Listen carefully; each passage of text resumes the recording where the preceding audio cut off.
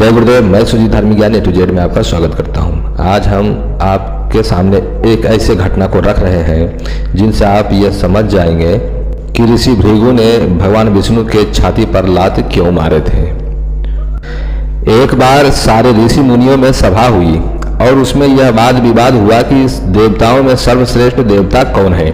इसका भार भृगु ऋषि पर डाला गया और आखिर यह विचार हुआ कि ऋषियों में भृगु ऋषि ही श्रेष्ठ है। अतः वे किसी भी प्रकार से, किसी भी युक्ति से यह बात ज्ञात करें कि ब्रह्मा विष्णु महेश इन श्रेष्ठतम देवताओं में से सर्वश्रेष्ठ देवता कौन है, जिससे कि उनको सर्वोच्चता प्रदान की जा सके और हम उनकी पूजन सही तरीके से कर सके। यह जान सके कि तीनों में सर्वश्रेष्ठ कौन है।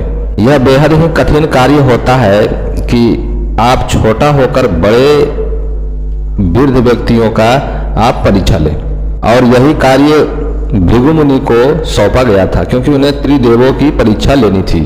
स्वामी निखिलेश्वरानंद जी कहते हैं कि मैं कहूँ आँखन देखी तू कहे पोथिन बाची, अर्थात कि मैं जो भी कहता हूँ अपनी आंखों से देखकर कहता हूँ और तुम लोग जो कहते हो वो सभी ग्रंथों को देखकर कहते हो, उन्हें पढ़कर कहते हो। क्योंकि जो गुरु होते हैं वे त्रिकालदर्शी होते हैं और वे उन घटनाओं को देख लेते हैं, उसके बाद ही कहते हैं। उनके ही द्वारा बताया गया यह घटना बता रहे हैं। भृगु ऋषि सबसे पहले ब्रह्मलोक में गए। वहां ब्रह्मा जी सृष्टि की रचना में संलग्न थे। वे वहां जा करके 2 क्षण तो उनके कार्य को देखते रहे, और जब ब्रह्मा ने ऋषि को प्रणाम किया तो किसी भी प्रकार का आशीर्वाद या उत्तर नहीं दिए। इसके विपरीत उन्होंने लातों से प्रहार से जो कुछ उन्होंने निर्माण किया था उनको तोड़ फोड़ दिया। यही नहीं, आप ही तो इतना अधिक नुकसान कर दिया कि कई वर्षों की मेहनत बर्बाद कर दी। ऐसा देखकर ब्रह्मा को क्रोध आ गया और वे ऋषि को पीटने के लिए उद्धत हो गए, यानी तैयार हो गए। जब भृगु ऋषि ने क्रोध से तमतमाते हुए ब्रह्मा के चेहरे को देखा और अनुभव किया कि किसी भी समय हाथापाई हो सकती है, तो वे वहां से खिसक गए। ब्रह्मलोक से निकलकर भृगु सीधे कैलाश पर्वत की ओर गए और जहां महादेव का निवास स्थान था वहां पर महादेव तथा पार्वती दोनों बातचीत में संलग्न थे।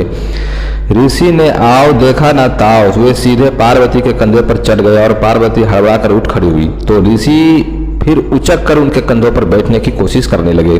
प्रलयंकारी महादेव ने जब अपनी आंखों के सामने अपनी पत्नी का इस प्रकार का अभद्र व्यवहार होते देखा तो उनके क्रोध का पारावार बिल्कुल न रहा और वे तुरंत त्रिशूल उठाकर भृगु को मारने के लिए उनकी तरफ झपटे। क्रोध से उनकी आंखें लाल हो रही थी और जितने वेग से उन्होंने त्रिशूल को उठाया वह बिल्कुल आश्चर्यजनक था। लेकिन भृगु की उस समय तो मृत्यु निश्चित थी, पर वे इससे पूर्व ही वहां से भाग खड़े हुए। कुछ दूरी तक तो महादेव ने पीछा भी किया, पर जितनी तेजी से भृगु मुनि भागे थे वह भी अत्यंत आश्चर्यजनक था। वहां से भृगु सीधे क्षीर सागर पहुंचे जहां शेषनाग की सैया पर भगवान विष्णु लेटे हुए थे और लक्ष्मी उनके चरण दबा रही थी। भृगु ने जब ऐसा देखा तो तुरंत जोरों की एक लात विष्णु के सीने पर दे मारी। यह देखकर शेषनाग अत्यंत क्रोध से फुफकार उठा और उसके फनों से ज्वालाएं सी निकलने लगी।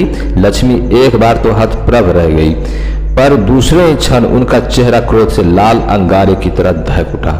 पर इधर ज्यों ही भृगु की लात विष्णु की सीने पर पड़ी त्यों ही विष्णु शांत चित्त से उठ बैठे और भृगु के चरणों को पकड़कर दबाने लगे।